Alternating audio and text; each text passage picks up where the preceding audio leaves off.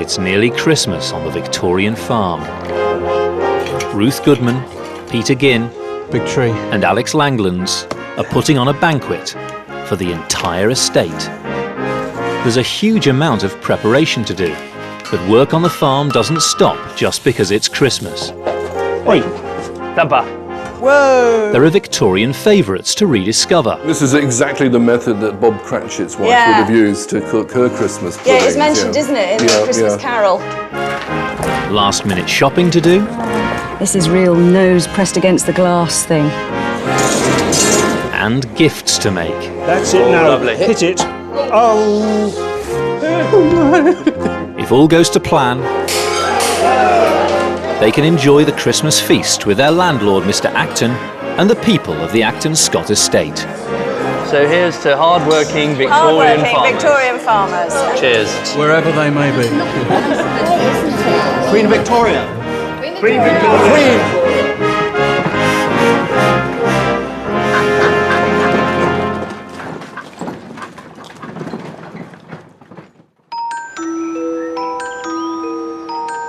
In just 3 days, the team will celebrate Christmas on the Victorian farm. And at the heart of the Victorian Christmas was charity. In the church, their landlord's son, Rupert Acton, shows Alex an example of this seasonal generosity. The charity that we had in Acton Scott is this one. Before the advent of the welfare state, private individuals would give money to charities and there would be a sum of money paid out to the poorest people in the village. So this is a common way then of just making sure that everyone knows that the poor have got a stock and they've got some charity being given to them every year. That's right. So what can we do then to recreate something of the sort of Victorian charity? Well, the records show that they were holding a party for the tenants and the servants. That's something that would, I'm sure, go down very well with the people in the parish. So you're happy to stomp up the cash for the location, Certainly. some of the food? Yes. If I go out and maybe get a Christmas tree? You're welcome to do that. In Victorian times, landlords would host a Christmas feast, but it was down to the tenants to do the hard work of preparing it. Time's short, so Ruth's drafted in food historian Ivan Day to help. First, the Christmas pudding, boiled in the washroom's copper.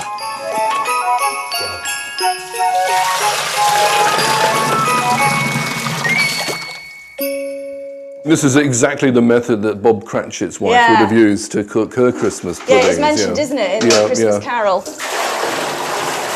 While the water boils, Ruth and Ivan make the pudding. Okay. But if we're going to make a real traditional Victorian Christmas pudding, what everybody thinks about are those cannonballs that you get on the Christmas cards. Yeah, absolutely, really round one. My one last year did not. I've got it out of the cloth and it just went... Right there, yeah. Now, the one we're going to make is a slightly more old-fashioned recipe. It's from the same author, Eliza Acton, from the 1840s. I like her food. And what we'll do is we'll make two puddings. We'll make one in a cloth, and we'll also make a very fancy one, which is the sort of thing they probably would have had up at the big house. Oh, that's This is a pretty. cake mould, a lovely Isn't that pretty? 19th century cake mould. You can use it, you can put your mixture in there. Okay. When you see pudding. pictures of Victorian posh dinner parties, they're full of things like that on the plate, aren't they? They really like those sorts of very elaborate, standy-uppy shapes. Like modern Christmas puddings, the Victorian version was packed with expensive ingredients like dried fruit and candied peel, mixed with flour and suet. But it had an unlikely origin. The earliest Christmas pudding I think that was eaten, which we have records of in this country, is something that was called a hackin or a hack pudding. And it had to be ready for Christmas morning breakfast. And what it was like a Christmas pudding mixture that was actually boiled in a sheep's stomach. And everyone, when they hear that, think of the haggis, really. Yeah. And this is really, in the haggis family, a Christmas pudding is a sweet haggis, basically. Well, they're often called puddings, aren't they? When you think of black pudding, you think of white puddings. Anything that's boiled in a casing is called a pudding, isn't it? Yeah, but the thing is, though, cleaning out pig's intestines for white puddings or a sheep's stomach for a haggis is a horrible job. So some wag decided to boil it in a bag, but the haggis really is the forerunner of the Christmas pudding. So we've got to put in some liquid ingredients, and of course the really important one is the brandy wine, or brandy. And this is quite interesting because a lot of modern cooks reading this Victorian recipe would see that you have to put 4 glasses of brandy. It says wine glasses of brandy. And of course a Victorian wine glass is that big. Is that big. And then we'll put the spice in. Nutmeg and cinnamon are added to the mixture. That's the smell of Christmas Eve. Drop that in, like that, and just give it a gentle push so that the air comes out. Oh, look at that. Perfect quantity and everything. Yep. Not just a pretty face. Not just a pretty face. Yeah. And then for everybody else... You're actually going to form it into a ball shape. Right, anyway, before it goes into the basin. Yeah. Now, of course, a pudding cloth is a much better thing than a sheep's stomach. We're going to now tie that, and we'll tie that tightly. Okay. Whoa! Oh, we're definitely boiling. Pudding time. The pudding cooks in the copper. There you Whoa, go. Now, look at that boiling. Well, there's enough room in there for about 6 of them, but we'll just pop that in there. Perfect. Okay, now that is going to have to stay in there for 6 hours, believe it or not. Who said the Victorians didn't have saunas, eh? Isn't this nice? So if we have our anvil there, fire, tools, Anvil down here, yeah? Yeah, I think so. Will you get that next? Yeah. Work on the farm doesn't stop for Christmas. On the floor here? Yeah. For the last few weeks, the team's been busy restoring the estate's blacksmith's forge. This was where the estate's ironwork was done, from tools to hinges to horseshoes. Yes. Oh, look at that. Like a glove. The success of the forge relies on creating a fire hot enough to soften iron, and that means temperatures of 1,500 degrees Celsius. So Peter rebuilt the chimney, while Alex fitted bellows to blow air through the fire. Blacksmith John Herbertson has come to help the boys light the restored forge for the first time in half a century. Hi, John. Oh, hi, John. Hello. How are you going? Very well. Okay, yeah, the bellows are in. That looks like it's working. Peter's just filling up the cooling system. Let's get this up. Blacksmiths use a special type of coal, coke. You can fill it right up because your coke is your fire, it's also your source of fuel, and it's your working surface. Right, okay. How's that?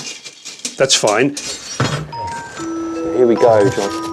This is the first time this fire hole is going to have seen fire. With interest.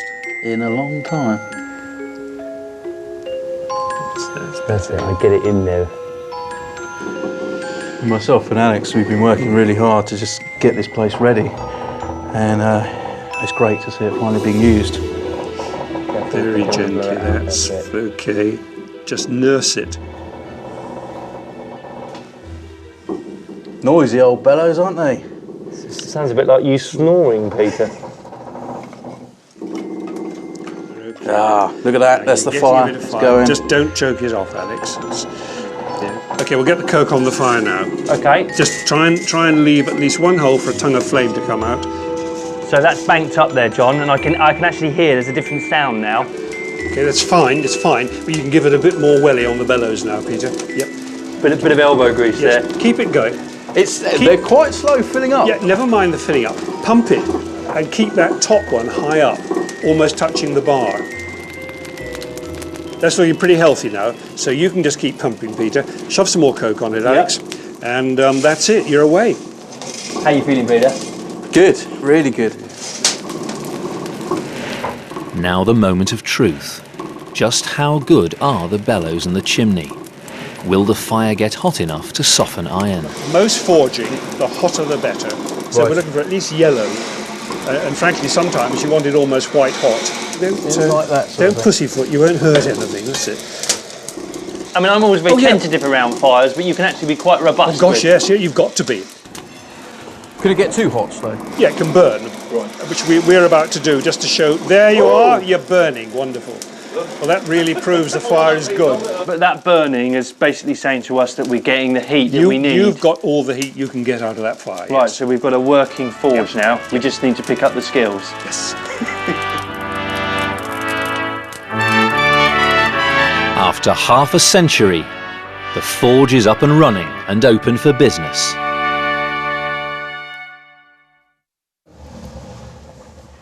Whoa! The Christmas pudding's been boiling for 6 hours. It's really like some infernal cauldron.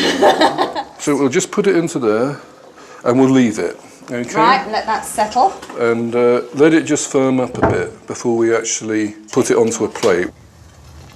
Let's get the fancy moulded one out Okay. first. Well, yeah, I think you should do that one. I don't think I'm... Well, it's the most nerve-wracking business. Just turn it upside down and hope. So let's just see what happens. And they don't just drop out usually, they No, take you a have little to bit shake. of persuading.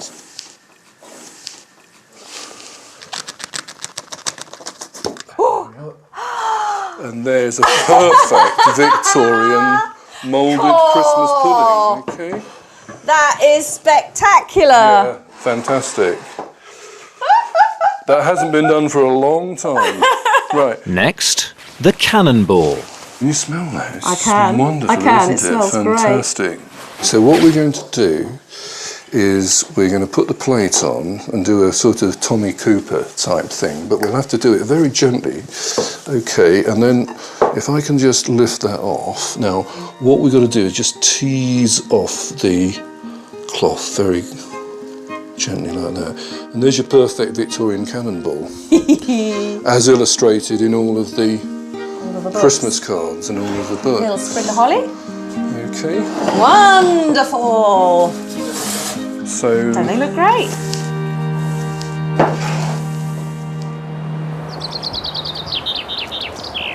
Head down. At the forge, the first customers arrived. The estate's shire horse, Clumper. Right, we ready to go? I'll get him tethered up. Clumper needs reshoeing, a job for a farrier. Tom Williamson is a farrier with over 40 years' experience. His first job is to remove Clumper's old shoes. You know, this building really was, if you like, the beating heart of the village. You know, so much would be going on here. In themselves, the crafts were so important to the village, but of course at the same time, because everyone was coming here, it was also quite a gossipy place as well. So it really is a kind of an essential place in any Victorian village. Horses' hooves are like fingernails, growing up to 1 inch a month. And this new growth must be removed before fitting new shoes. So, Tom, to shoe or not to shoe, that is the question. Why do you have to shoe horses? The wagon that he pulls, the four-wheel wagon, weighs a ton before they put anything in it. The pressure and the friction on his feet would be tremendous, and he would soon wear them down and he would soon become lame. So to protect the foot from excessive wear, we put a shoe on. If they're not doing that much work, they really do not require shoeing. How's it looking? Fine. Heavy horses like Clumper must be reshod every 6 weeks, with brand new custom-made shoes. Into the first bend. Goes cold quite quick. It's like the devil when it catches you in the eye. And I notice you're doing all these holes by eye. Yeah. Is that something you just get from experience? Hopefully.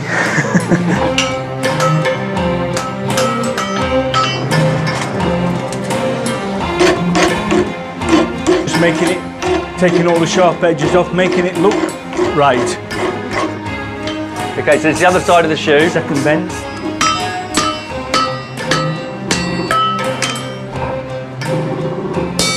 And now it's beginning to look like a shoe. Farriers are their own worst enemy. We make the job look very rough and ready. Yeah. But it's got to be absolutely spot on. The Victorian farrier served a 4-year apprenticeship to learn these skills. He required not only the craft of the blacksmith, but also knowledge of horse anatomy. A lot of people get me mixed up with the blacksmith. Right. Is that sacrilege, is it? It is to me, yeah.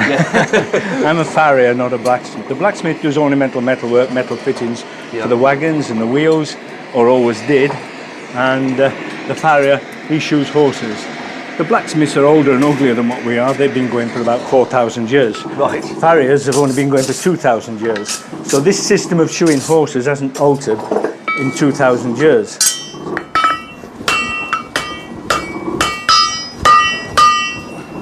What do you think of our forge? How's it going so far? Is it all right? Great, yeah, it's going well.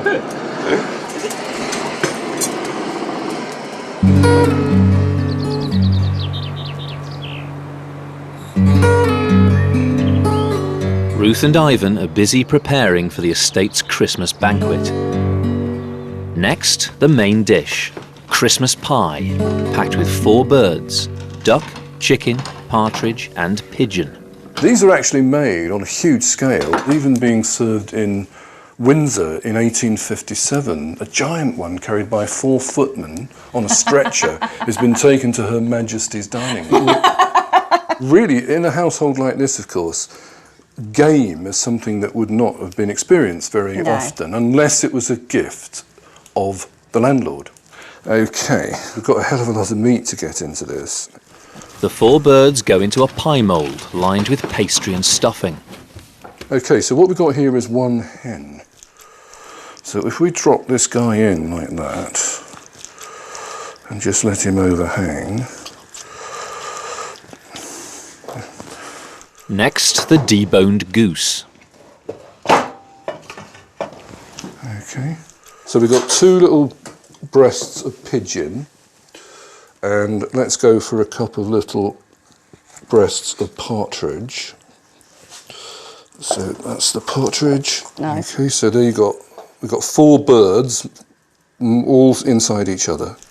We've basically got the traditional Christmas pie, like that. Okay. So when you slice the pie, you're going to get like rings, aren't you? We'll finish off with a little bit of bacon as a finishing flourish. Then the pie is decorated. Yeah, we're going to use this lovely, it's called a pie board, and it's for making little decorative leaves. Like that. Okay, and then, kind of final mould, decoration is this sprig mould, which is in the form of a flower. Just push it in really hard like that, and then... It should, in a perfect world, just pop out. Hey! There it is. And it did! Okay. Oh, it's really pretty. Pop it on the top. So that's basically the Christmas pie. The pie is eaten cold, so once cooked, it'll be kept on the pantry's cold stone until Christmas.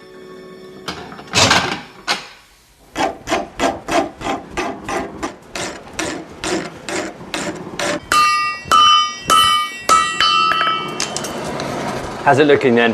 I think that's about it. Yep, Yeah. ready to go? Clumper's new shoes are ready to be fitted. Okay, we've got it just about ready. Not too hot. If I burn on too much, I'll scald the foot. So I've got to be a little bit careful. So you're burning on? Yeah. What does that mean? Well, you'll see, when I go outside, you'll see exactly what we're doing. You're going to put it on hot, right, okay. Good lad. Up, up. The hot shoe burns an impression into the horn of the hoof, showing Tom how well it's fitting. And this doesn't hurt him? Well, as long as we don't do it too much. Way up. He's too tight at the heels. Yeah. He's not too bad at the toe, so we need to open him up at the heels there and there. Okay? Yeah. So we're just going to just adjust that a little bit Just more. a little bit more. So you've got to work quick then, haven't you? Because all the while it's cooling. Cooling down. Yeah. You can't afford to be casual. The shoe has got to be absolutely level. So working this quickly then, how many horses would a Victorian farrier shoe in a day? I should think he probably did at least 8 horses a day. 8 horses a day? Yeah. But they did it more of a production line.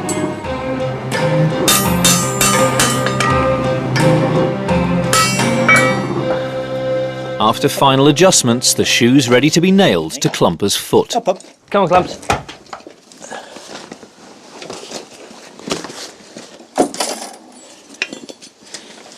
Okay. So you're going to put that into that horse's foot, are you? Yep. There's a right way and a wrong way to put them in. If you go in the wrong way, you'll know about it. You go towards the bone. Oh, steady. Get up. When done by a skilled farrier, the horse feels nothing. But there's little margin for error. Stand still. You stand there. Driving in a nail at the wrong angle can make a horse lame for life. As the nail comes through the foot, you have to rip it off pretty quick. That's a long piece of nail. Hammer goes on, ring it off. Ah!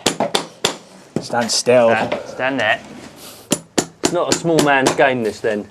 Well, a small man, normally they're very good at this, actually. They don't get so much back trouble in a small man. Right. Stand there, Clumper. And now we can see the amount of growth we've had from one set of shoeing to another, so you can see where the old nail holes are in comparison to the new ones. So that's roughly sort of 6 weeks growth then there. Okay, so we better finish him off. Oi! Clumper. Come up. Step on. So you just run your hand across. Yeah, make sure it's all nice and smooth. And drop him. Drop him down. Well, there we go, fella. How many did you say they did a day? 8 a day? They'd probably do a few before breakfast, so.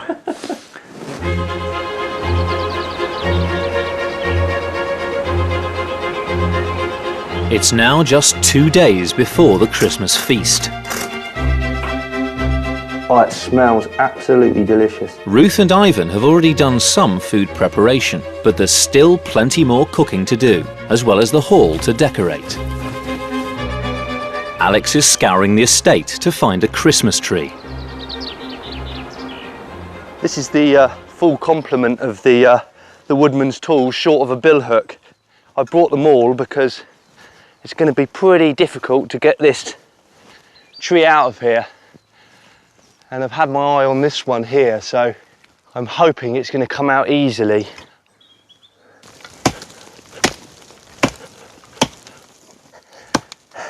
It was actually Prince Albert, the consort of Queen Victoria herself, who was responsible for introducing the Christmas tree to these shores. And he imported in the 1840s trees from Coburg, his native country, to the part of Germany. And in fact, Dickens even refers to Christmas trees as being a German toy that the upper classes were indulging themselves with.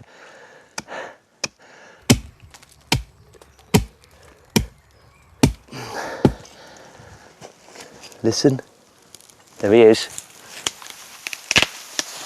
Beauty. And there we have our Victorian Christmas tree. As well as the Christmas tree, the Victorian age saw the birth of another institution, Christmas cards. Collector Jackie Brown has brought a very special Christmas card from 1843 to show Ruth. Sir Henry Cole, as he became known as. You've got the first Christmas card, haven't you? I have, Ruth. Here it is. That's the real thing. This is, the yes. very first Christmas card. Yeah. That's quite impressive, isn't it? It was all sparked by an idea by Henry Cole, who became Sir Henry Cole. And he was one of the leading entrepreneurs of the Victorian age, and kind of finding himself a bit pushed for time to do his normal habit of writing letters to all his friends and family at Christmas time. He called in an artist friend of his, John Horsley, and said, could you come up with a good image that we could use, which is this. And it's really interesting, and there's no religious imagery there at all, is there? It's all about, like, there's the ivy decorating the whole area. You've got people sitting down to a big Christmas dinner, drinking loads, eating loads. There's a Christmas pud and lots of wine. And then, what are these images It's of? feeding and clothing the poor and needy. Right, really. so charity, family, feasting, decking the halls, not a lot of God. No, and it caused real problems with the Puritans of the age, because they took exception to this imbibing of alcohol. And actually, for that reason, there are in fact only 10 left in the world. The Puritans went around destroying them, saying that they were bringing down society. Not the true spirit of Christmas, as people would still say. Despite the protests, the Christmas card industry boomed. By 1877, in Britain, 4.5 million were being sent every year.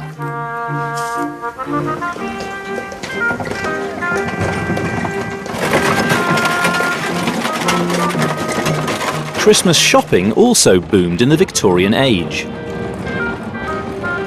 Rather than being for necessity, it became a leisure activity. Ooh, look at these pans. Peter and Ruth have come to Blist Hill Victorian Town in Colebrookdale for some last-minute presents.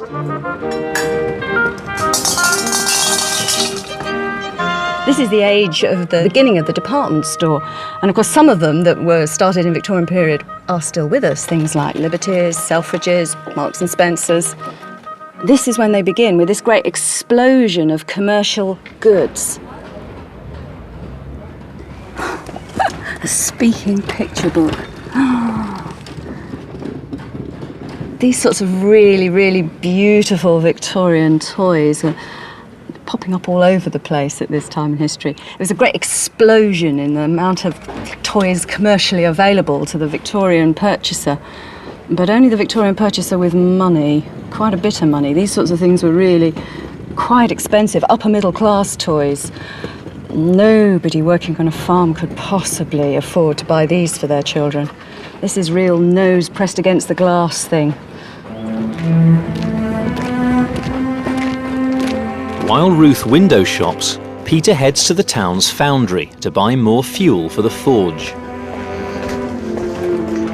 Here, 3 centuries ago, the extraction of iron from its ore using coke rather than charcoal was perfected. This new efficient method meant iron could be produced cheaply on a huge scale. Cast iron was the plastic of the age, kick-starting the Industrial Revolution. John Challen runs the Blist Hill furnace that still operates today. What can I do for you? I'm looking for coke, actually. You're looking at what I've got, aren't you? Excuse my ignorance. What exactly is coke? It's basically roasted coal. Right. So you get your coal. What you're doing is driving off all the unpleasant bits, all the oily stuff and the tars and everything, and you're left with almost what is pure carbon. Coke had the advantage of burning hotter than normal coal. Quite boring looking stuff, but I've had an impact. This is almost the start of our carbon footprint as we... Yeah. It's the birth of the Industrial Revolution. It's also the birth of the problems we have now. It's one of them paradoxes, because if you hadn't have done it, there wouldn't have been the volumes of iron around to build your railways, bring the world closer together, you know, ocean-going ships, all that sort of thing. All needed vast quantities of iron, which you wouldn't have got if you were literally growing your fuel on trees.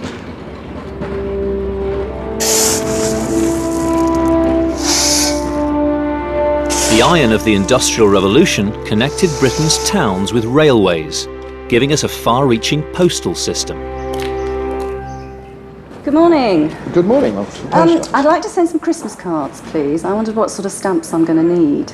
Well, the Christmas card rate will be a halfpenny per card. Oh, that's not too bad, is it? How many have you got?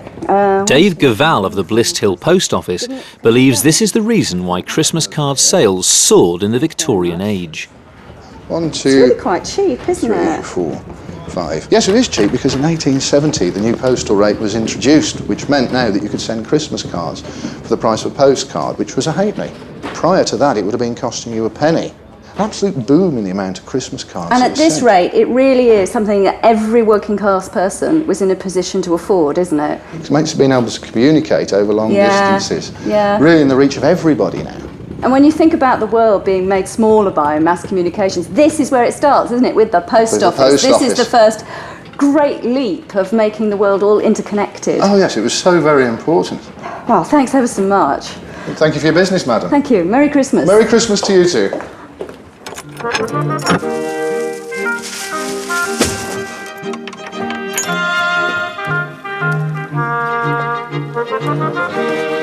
Take me home, Ruth.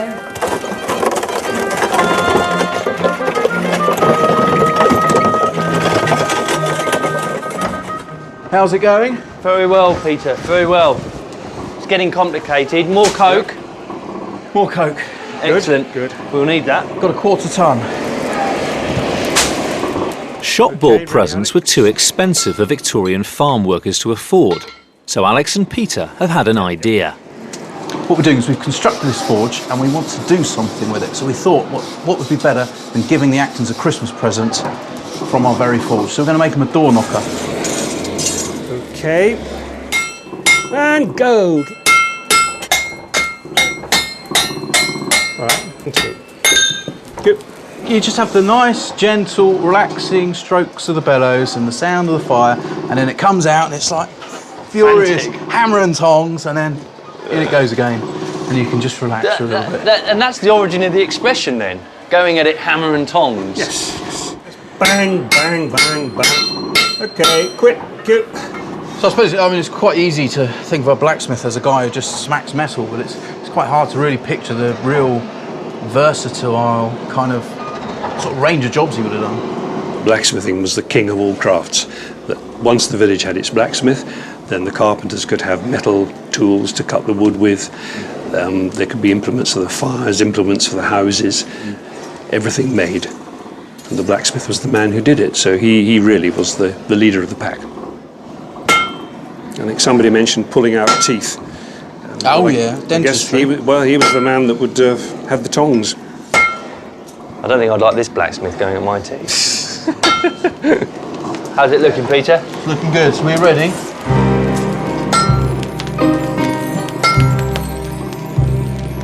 Next, the critical moment. Joining together the two main parts. Peter's got just one chance to get it right. In like that? Get it in, shove it in. Okay, now start snapping it or bending it. Keep it in, don't let it pop out. That's it now. Lovely. Hit it. Oh. Right, wait. Get it. Have you got it? Yeah. Right, just drop it in. Drama in the forge.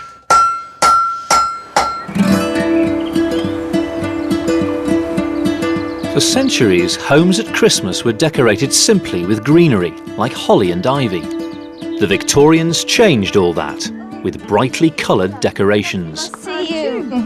Debbie Banford's come to show Ruth how the Victorians created brilliant colours, not from chemicals, but from nature. You'll be fine. So we're going to start off doing the yellow, right, which is this plant here.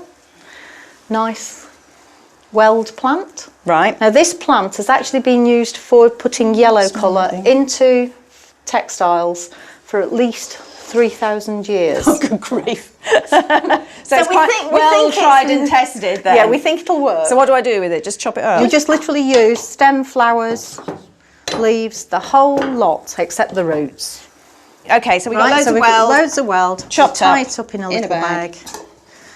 So what we need to do with this bag now is put it into some hot water. Okay, so bag just goes in there. Bag just goes in there. Now we have a crucial element that really needs to go in with the weld. And that's this one here.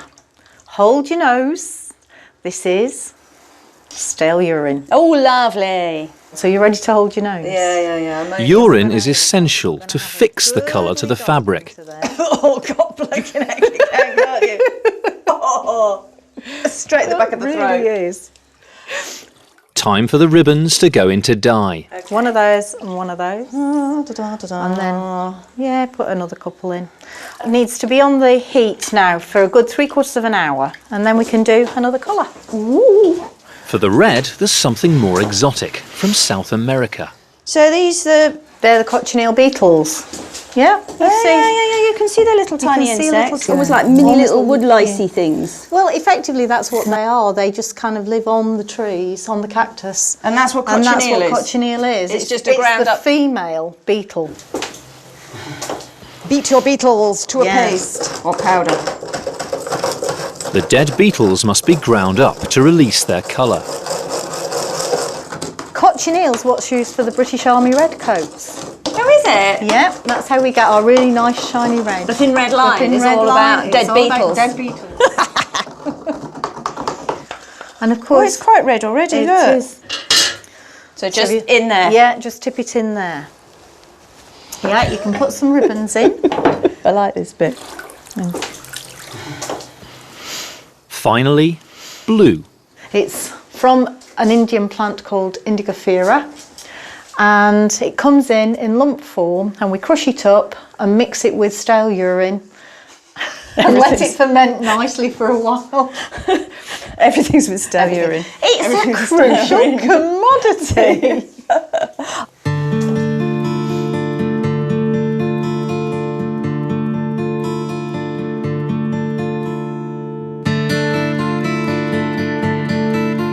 Leave it out in the air and see it turn blue. And then This is going to change colour? It will actually change colour. If you keep watching it, can you see?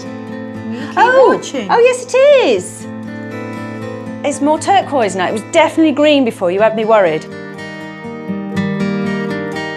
We just leave it out in the air. We just leave it out in the air, yeah. So I just drop it over my clothes area.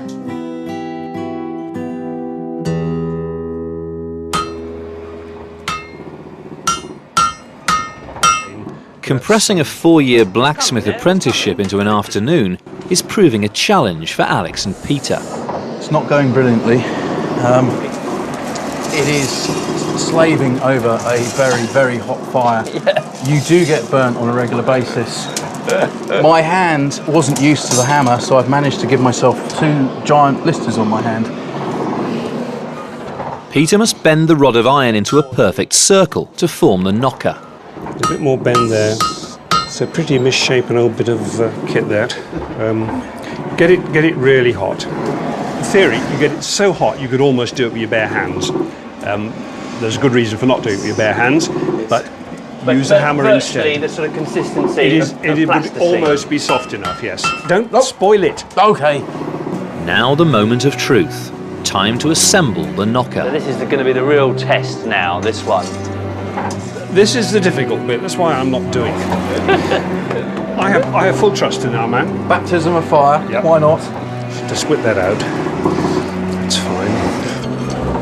There we are, okay. So, that's it. Okay, let's turn it up now onto that side and start encouraging that thing to go through. Let's see, is that going through? Yes. Tense moments here. slightly off. It has a certain charming asymmetry, which I can't quite put my finger on. The short of taking it apart. Yeah, there's very little we can do. Very little we can do about it. It is a Christmas present. They'll probably have had sherry. I reckon that'll look pretty straight to them on the day.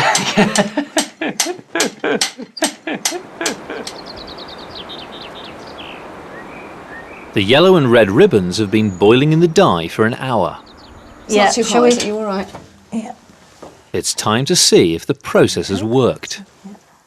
Okay, there we go. It's yellow, isn't it? Just give it a bit of I think that comes out of a plant, just pure and straight. I know. A plant and some wee. That's actually a weed. We just chop it down and throw it away normally. Just give it a bit of... Oh, I think the cochineal actually smells that more. looks strong. Oh, good grief. Oh, good grief. Oh, dear. That's quite a colour, isn't it? That's the colour of Christmas, that is.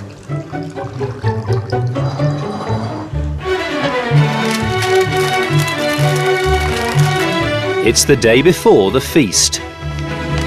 The farmers are busy with last-minute preparations.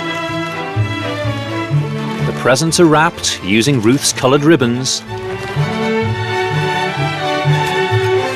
And the cooking's well in hand. Here we go. So we'll just slam these in here for about half an hour.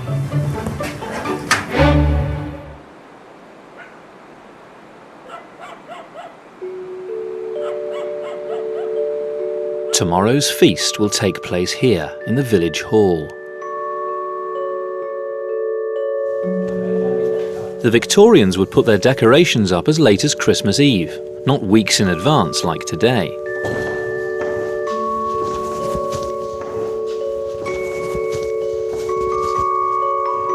Alex's Christmas tree is in place, and Peter's decorating it with sweets and candles.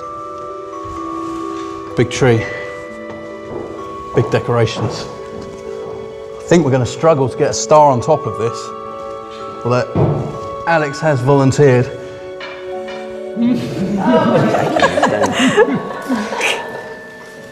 So all of these Christmas decorations that we've been making, of the way to make them, the instructions have all come out of magazines of the period, Christmas issues usually, which give advice on how to make your home beautiful at this time of year. I'm melting a load of sealing wax because we're going to make our own holly berries. If we haven't got quite enough, this is recommended in Castle's Household Guide as how to make your own artificial holly berries. You melt a load of nice bright red sealing wax and then you cover peas in them. Come on, get covered. My little holly berries. This is really quite a towny thing to do. I mean, out here in the countryside, it's relatively easy to get fresh holly berries. But if you lived in the town full of coal smoke, it was pretty hard to get greenery and seasonal colour to decorate the house, so people made artificial ones. I'm going to stick a wire in so that we can attach them to whatever it is we want our holly berries on. One little teeny holly berry.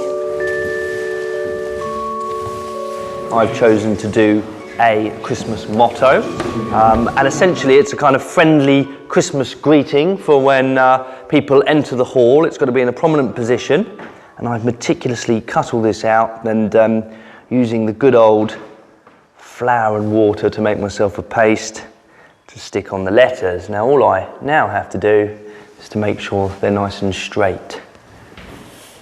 The recommendation for this motto is to decorate each individual letter with pieces of rice so that the letters are entirely covered by rice. But anyone who's got that much time on their hands clearly isn't a farmer. I'm following another Victorian trick for decorating. I suppose it's a bit like glitter. I'm gluing ground or crushed glass on the edges of my leaves and things to imitate snow. Look at that, all glittery. I think this one's the prettiest though, I like this one. Isn't it? Looks like something you'd get out of a sort of modern retailer's shop, wouldn't it? In a special tacky sort of way. Yes, and of course we have the Victorians to blame for tackiness, not being renowned for their taste. And there we are. Christmas welcome to you. Oh no, I've glued it to the table. I've glued it to the table.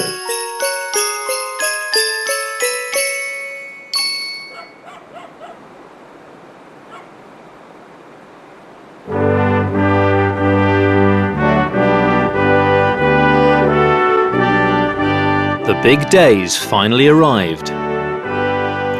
But even at Christmas, the Victorian farmer was up at the crack of dawn to tend to his animals.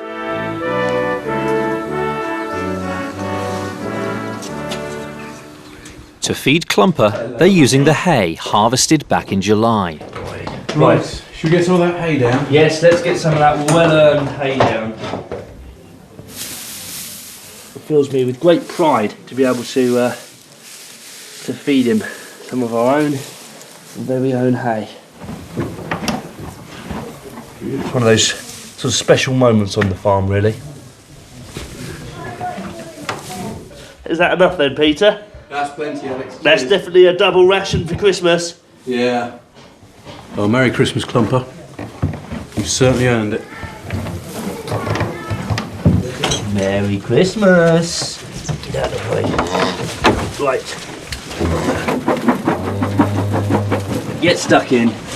There is a Christmas tradition that you always give a double ration on Christmas Day, and this isn't really down to generosity at all. It's just that so when it comes to Christmas evening and you've had too much to drink, you don't have to worry about going out and feeding the animals. So that's their Christmas ration for the day.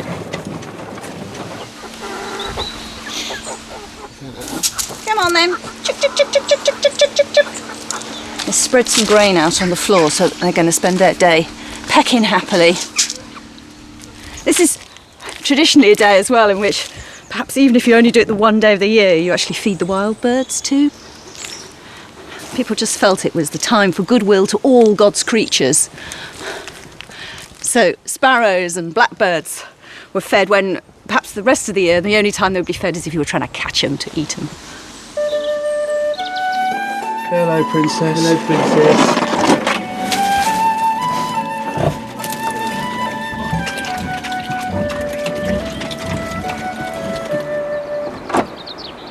One of Britain's leading experts in folklore, Professor Ronald Hutton, has come to the farm to celebrate Christmas.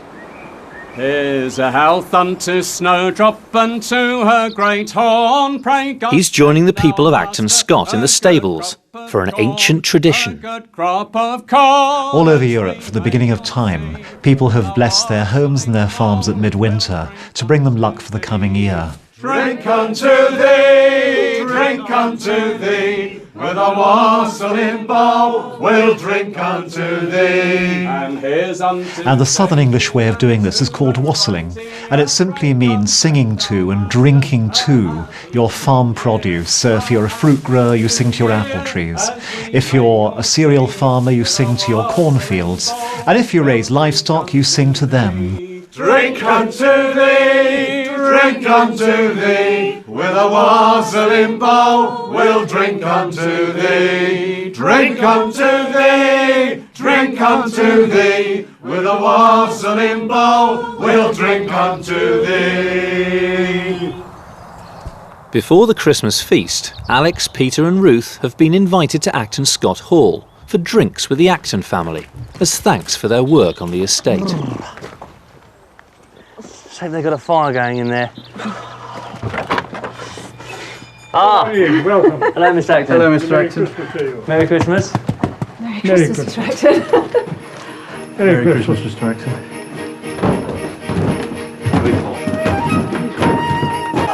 How are you? It's a rare opportunity for the Victorian farmers to see the inside of the big house. Here the Acton children are playing with the very finest toys of the age. Yes, and then the fox has to I can't. This ingenious book of animal noises dates from the 1850s. Right, this is how this boat works. In order to produce the sound, gently pull out the cord.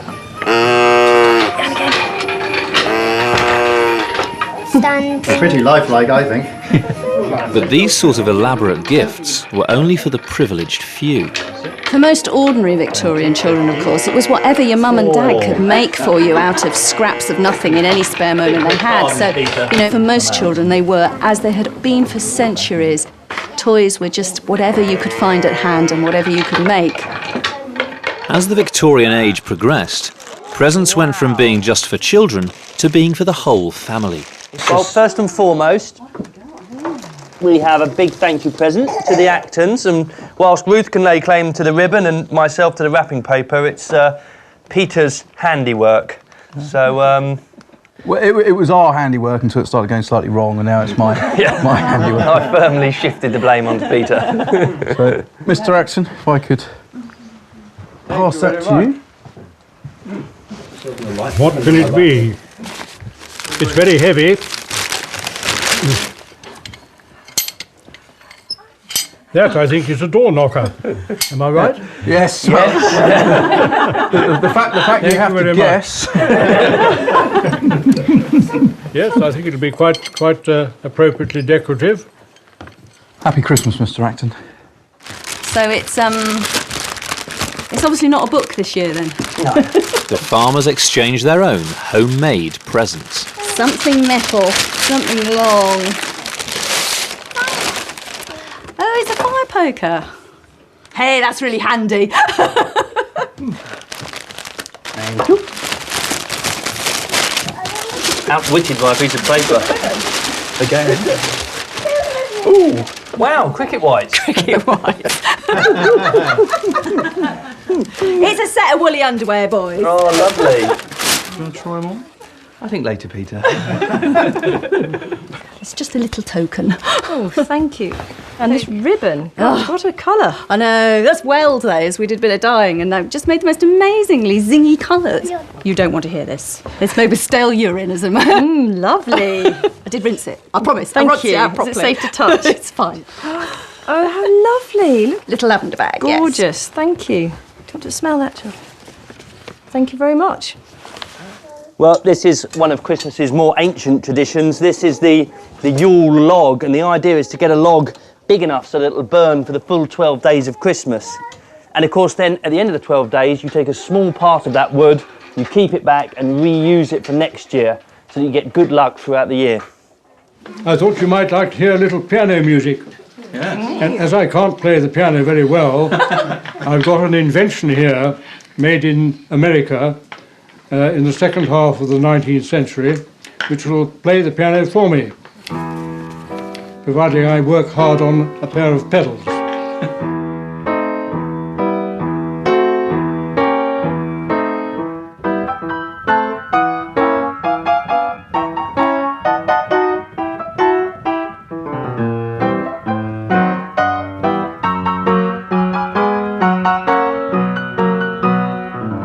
I've got a small present for you all. My great-grandmother wrote in her diary in 1883 that she took all the children oranges. So I've got some oranges for you here now.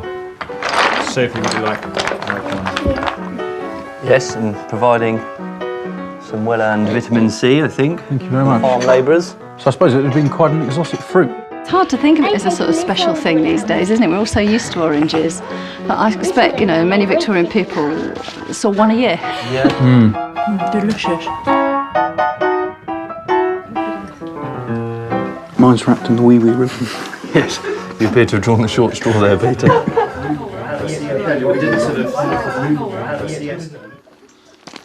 Next, they head to the estate's church.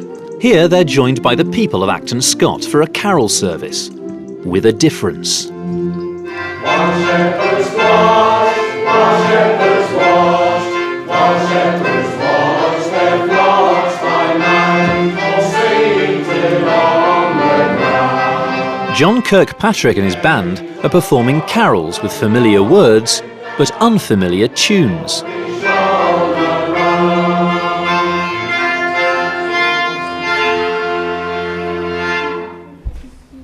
In a poorer parish, you'd just have the village band would play for the village dance on Saturday night, and then they'd come to church Sunday morning and play for the hymns and psalms and anthems, often very much the worse for wear, from Saturday night. And they got slung out because they were too unruly and drunken. The church took action and banished these unruly bands, replacing them with organs, playing the standardised music we know today. A different repertoire was introduced that the organist would play in a very well-behaved way, and some of these old carols with the old band arrangements were lost, so it's nice to renew these with this ensemble today. This is the first time these old tunes have been played here for over 150 years. Holly lands of blossom, as white as any flower, and then we all sing Jesus Christ to be our sweet Saviour. On the rising of the sun, and the rolling of the deer, the laying of the merry organ, sweet singing in the choir.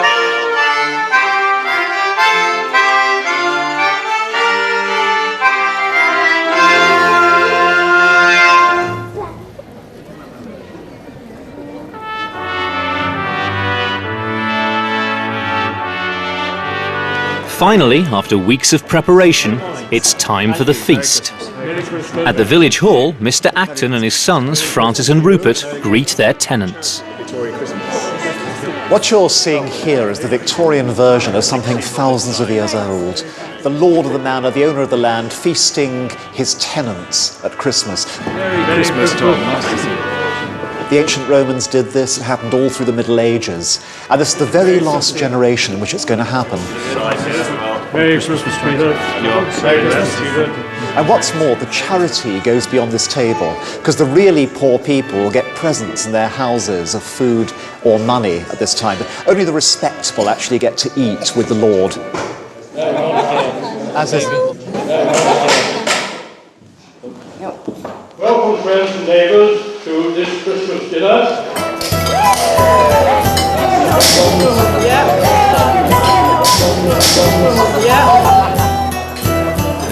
It's actually quite, do you like me? Now think before you answer. They come out quite nice, haven't they, these crackers? I think they're quite fun. The culmination of weeks of work finally arrives with the serving of the food. That is beautifully decorated, it really is. The centrepiece is the Christmas pie. There's like a chicken and a duck and the breasts of a partridge and the breasts of a pigeon all sort of forced in really, really tight. So it's solid meat in there. Let's get stuck in.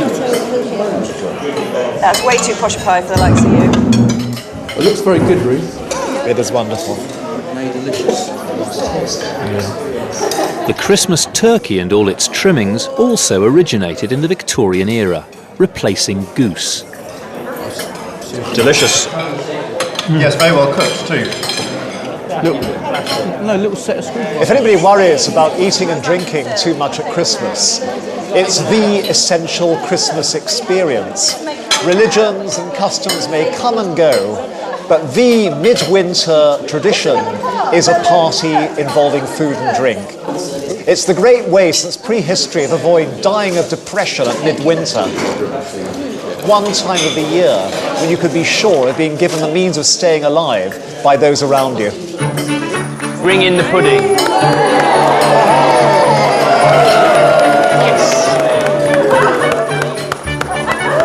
The leaning pudding of pizza. Oh, look at that. I'm really pleased. They turned out so nice. They look really good on the table, don't they? They do. They look fantastic. Thank you. Ooh, look how moist. Well done, I Ruth. hope it tastes all right. Wonderful.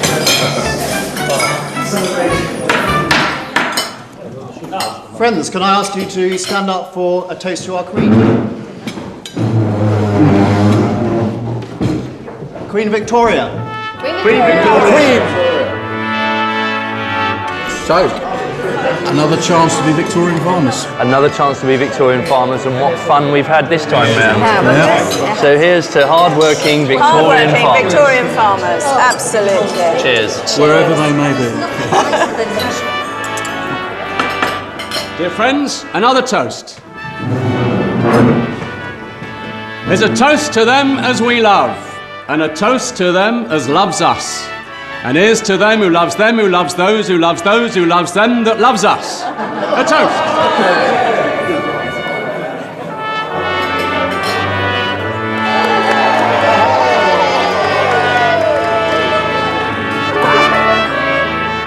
Inject some Victorian magic into your Christmas as Alex, Peter and Ruth show you how to make gifts, food, decorations and more. Go to bbc.co.uk/Victorian Christmas.